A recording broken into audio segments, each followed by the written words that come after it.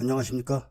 2023년 12월 16일 토요일입니다. 코페스 동반자 채널에서 오늘은 폴란드 한국 무기 수입에서 자체 생산으로 변경, K9 차체 더 대박, 이런 주제로 말씀을 드리도록 하겠습니다. 폴란드가 선거를 통해 가지고 정권이 교체됐습니다. 그래서 한국 무기를 도입하는 그런 과정에서 문제가 생긴 겁니다. 정권을 인수한 측에서는 한국 무기 도입을 점검해서 줄인다, 아니면은 없앤다, 이런 이야기를 하고 있고, 정권을 물려주는 측에서는 한국 무기를 계속 수입해야 된다, 그만두는 일은 없다, 이렇게 지금 이야기를 하고 타협을 했다, 이런 이야기가 나오고 있지만, 일단 정권이 바뀌고 그리고 행정 집행하는 거를 봐야지 알 것 같습니다. 그런데 문제는 지금 정권을 물려주고 있는 측에서, 과거의 야권인 지금 정권을 잡은 측에서 도대체 한국으로부터 얼마나 차관을 빌린 거냐, 이런 질문을 했을 때 재무부 장관이 한 푼도 차관을 빌린 적이 없다, 이런 답변을 공식적으로 한 적이 있습니다. 이게 지금 문제가 된 겁니다. 그리고 폴란드 국방부 장관도 한국을 방문해서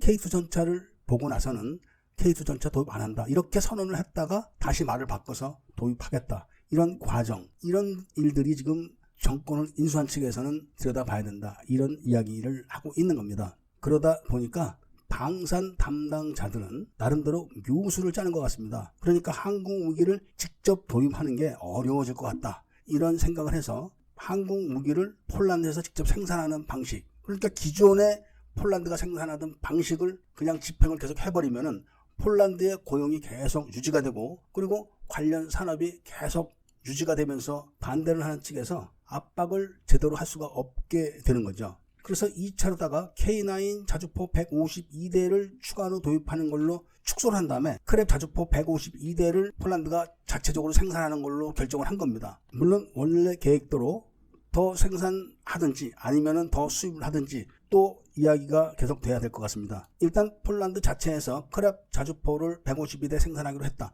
이 결정에 대해서는 정권을 인수하는 측에서도 별말을 안 하는 것 같습니다. 그리고 폴란드 국민들도 그 결정에는 많은 지지를 하는 것 같습니다. 이런 와중에 오랫동안 폴란드에서 진행되고 있던 초단거리 대공 시스템 사업, 이거를 소나 사업이라고 하는데, 이 사업에서 폴란드가 기존에 개발해놨던 르와루 자주 대공포의 차체를 하나의 K9 차체로 한다, 이런 결정을 내렸다는 이야기가 폴란드에서 지금 나오고 있습니다. 그러니까 자주 대공포를 외국산을 도입하지 않고 폴란드 자체에서 개발해놨던 거를 K9 차체를 도입해서 자체적으로 폴란드에서 생산하겠다, 이런 내용인 겁니다. 근데 이 르와루 자주 대공포가 굉장한 자주 대공포입니다. 독일의 구형 게파드처럼 35mm 쌍열 대공포를 장착하고 여기다 8발의 대공 미사일을 장착하고 있는 겁니다. 여기다 최신 레이더를 장착해가지고 굉장히 성능이 좋다고 정평이 나 있는데, 얼마 전에 미국이 중고 게파드 자주 대공포를 우크라이나로 보내기 위해서 아프리카의 한 나라가 갖고 있던 자주 대공포를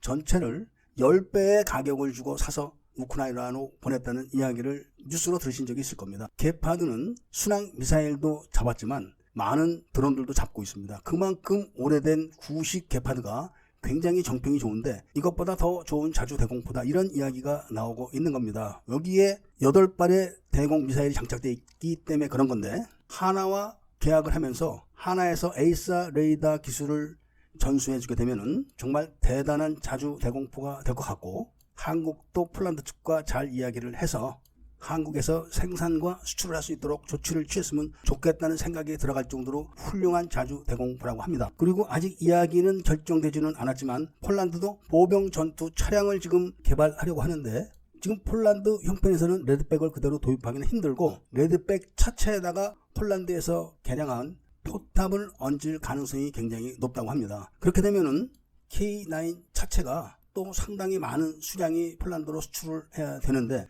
여기서 우리가 또 하나의 문제를 안고 있습니다. 잘 아시는 것처럼 지금 K9 자주포의 엔진을 국산화를 하고 있습니다.